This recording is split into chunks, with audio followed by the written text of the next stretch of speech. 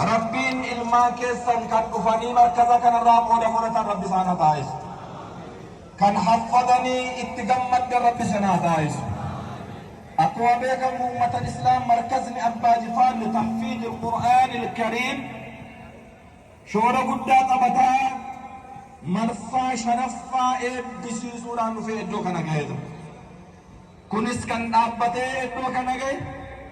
نما إدي براتي نطون تاني إسنوان أمة مجماتين والركبين قبنون warra akhiraa ofiin wayyaa jedhanii ilmaan biyyaatiif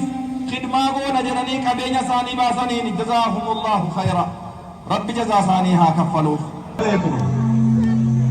Yemmuun kana siniin jedhu akka masjida Fathii irraa dhufe qofaanii miti akka mana marii dhimmoota islaamaa magaalaa Jimmaatti sagantaa kana milkeessuuf isinii wajjiniin guyyaaf halkan ta'abamaa kan ture akka wal gargaaree qur'aanas ta'e markaza qabnu mahada qabnu halqaa ilmii qabnu madrasaa qabnu waliin akka guddifnuuf rabbi nu haa gargaaru rabbi akka nuun jedhe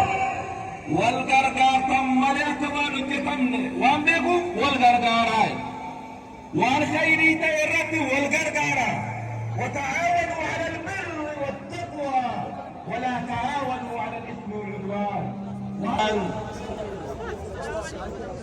القرآن الكريم مما ينبغي أن يفرح به المسلمون والله سبحانه وتعالى يقول قل بفضل الله وبرحمته فبذلك فليفرحوا. كل من درجاتنا لربي